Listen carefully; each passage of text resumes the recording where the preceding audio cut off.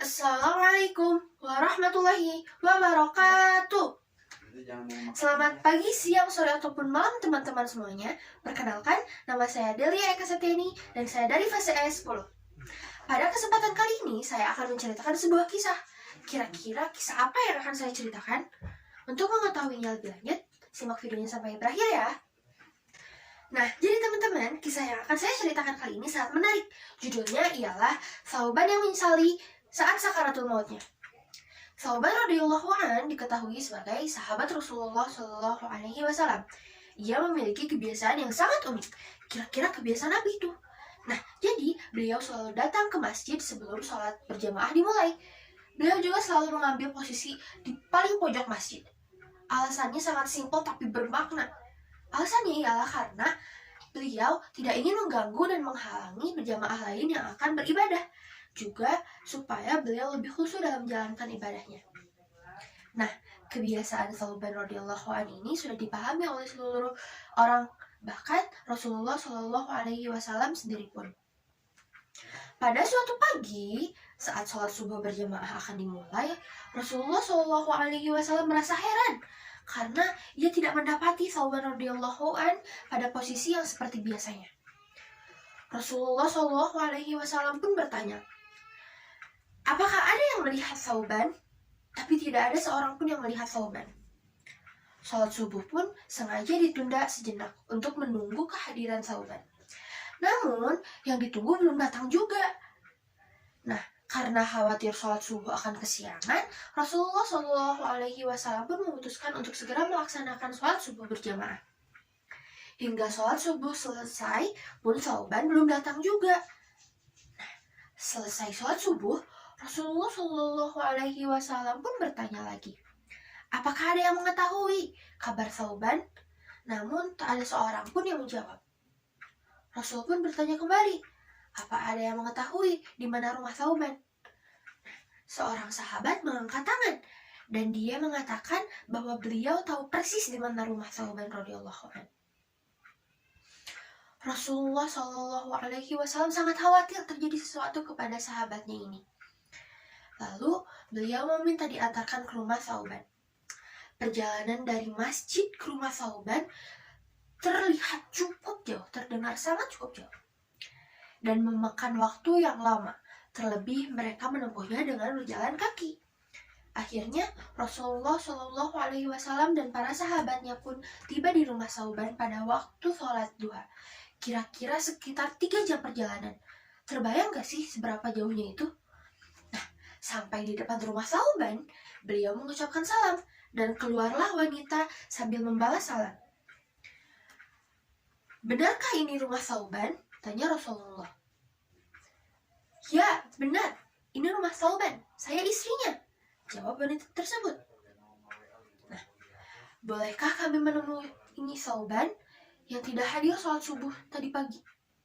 Ucap lagi Rasulullah Shallallahu Alaihi Wasallam. Lalu dengan berlinang air mata, istri Thauban radhiyallahu anhu menjawab, beliau telah meninggal tadi pagi ya Rasulullah. Innalillahi wa inna ilaihi raji'un. Jawab semuanya. Nah, jadi teman-teman, satu-satunya penyebab Thauban tidak hadir sholat subuh tadi pagi di masjid ialah karena ajal telah menjemputnya. Beberapa saat kemudian, istri Thauban bertanya, ya Rasulullah, ada sesuatu yang menjadi tanda tanya bagi kami semua, yaitu menjelang kematiannya. Dia berteriak 3 kali, dan masing-masing teriakan disertai 1 kalimat. Kami semua tidak paham apa yang dimaksud. Tanya istri Thauban. Apa saja kalimat yang diucapkannya? Tanya Rasulullah. Lalu istri Thauban menjawab. Di masing-masing teriakannya, beliau berucap kalimat, aduh, kenapa tidak lebih jauh lagi? Aduh, kenapa tidak yang baru? Aduh, kenapa tidak semua? Jawab istri Thauban. Rasulullah Shallallahu Alaihi Wasallam pun melantunkan ayat yang terdapat pada surat Qaf ayat 22 yang artinya, sesungguhnya kamu berada dalam keadaan lalai dari hal ini, maka kami singkapkan daripadamu hijab yang menutup matamu, maka penglihatanmu pada hari itu amat sangat tajam. Saat Thauban radhiyallahu an dalam keadaan sakaratul maut, perjalanan hidupnya ditayangkan ulang oleh Allah Subhanahu wa taala. Bukan hanya itu, semua ganjaran dan perbuatan beliau diperlihatkan oleh Allah Subhanahu wa taala. Apa yang dilihat oleh Thauban radhiyallahu an dan orang yang sedang sakaratul maut itu tidak bisa dilihat oleh yang lain. Dalam pandangannya yang tajam itu, Thauban radhiyallahu an melihat suatu adegan di mana kesehariannya beliau pergi pulang dari masjid untuk sholat berjamaah 5 waktu. Perjalanannya sekitar 3 jam jalan kaki. Tentu saja itu bukan jarak yang sangat dekat. Dalam tayangan itu pula, Thauban radhiyallahu an diperlihatkan pahala yang diperolehnya dari langkah-langkah ia menuju masjid. Ujar Rasulullah, beliau melihat seperti apa bentuk surga yang dijanjikan sebagai ganjaran beliau. Saat beliau melihat, beliau berucap, aduh, kenapa tidak yang lebih jauh lagi? Timbul penyesalan dalam diri Thauban radhiyallahu an. Mengapa rumahnya tidak lebih jauh lagi, supaya pahala yang dapat dia dapatkan lebih indah daripada yang ia dapatkan sekarang. Dalam panggalan kalimatnya berikutnya, Thauban radhiyallahu an melihat saat ia berangkat sholat berjamaah di musim yang dingin. Pada saat itu, Thauban radhiyallahu an membuka pintu. Berhembuslah angin yang sangat dingin mencucuki kulitnya, menusuk tulangnya. Beliau masuk ke dalam rumahnya lagi, mengambil satu baju lagi untuk dipakainya. Beliau menggunakan 2 baju.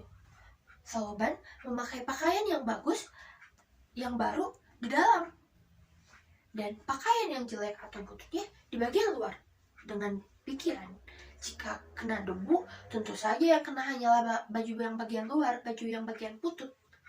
Nah, sudah sampai di masjid, beliau bisa membuka baju luar dan sholat dengan baju yang bagus. Ketika dalam perjalanan menuju masjid, beliau menemukan seseorang yang terbaring kedinginan dalam kondisi yang sangat mengenaskan. Thauban pun merasa sangat iba dan segera membukakan baju yang paling luar lalu dipakaikan kepada orang tersebut. Kemudian beliau memapahnya ke masjid agar dapat sholat bersama-sama. Nah, orang itu pun selamat dari mati kedinginan. Dan bahkan beliau sempat melakukan sholat berjamaah. Thauban radhiyallahu an pun kemudian melihat indahnya surga yang dijanjikan oleh Allah sebagai balasan memakaikan baju bututnya kepada sang tersebut, kepada orang tersebut. Kemudian beliau berteriak lagi, aduh, kenapa tidak yang baru? Timbul lagi penyesalan di dalam diri Thauban. Jika dengan baju butut saja dia bisa mengantarkan mendapat pahala yang sangat besar, sudah tentu beliau akan mendapatkan yang lebih besar lagi jika dia memakaikan pakaian yang baru kepada orang tersebut. Berikutnya, Thauban radhiyallahu an melihat lagi suatu adegan. Saat beliau hendak sarapan dengan roti yang dimakan dengan cara dicelupkan dengan roti, dengan susu. Ketika baru saja ingin makan, memulai sarapannya, muncullah pengemis di depan pintu yang meminta sedikit roti. Karena sudah 3 hari dia tidak menemukan makanan, sudah 3 hari dia merasakan kelaparan. Melihat hal tersebut, Thauban radhiyallahu an pasti merasa iba. Beliau kemudian membagi 2 roti tersebut dengan ukuran yang sama besar dan membagi 2 gelas susu dengan ukuran gelas yang sama besarnya. Kemudian mereka makan bersama-sama. Allah Subhanahu wa taala kemudian memperlihatkan Thauban radhiyallahu an dengan surga yang sangat indah. Ketika melihat itu pun, Thauban radhiyallahu an berteriak kembali, aduh, kenapa tidak semuanya? Thauban radhiyallahu kembali menyesal. Seandainya beliau memberikan semua roti itu kepada pengemis tersebut, pasti beliau akan mendapatkan surga yang lebih indah. Masya Allah, Thauban bukan menyesali perbuatannya teman-teman, melainkan menyesali mengapa dia tidak optimal dalam melakukannya. Nah, sekian kisah inspiratif dari Thauban radhiyallahu an. Semoga kita semua dapat mengambil pembelajaran yang baik dalam kisah ini, dan semoga kisah ini dapat menginspirasi kita semua, terutama saya sendiri, dalam menjalankan ibadah, juga menjalankan hal-hal kebaikan. Terima kasih atas perhatiannya, terima kasih telah menonton, terima kasih. Wassalamualaikum warahmatullahi wabarakatuh.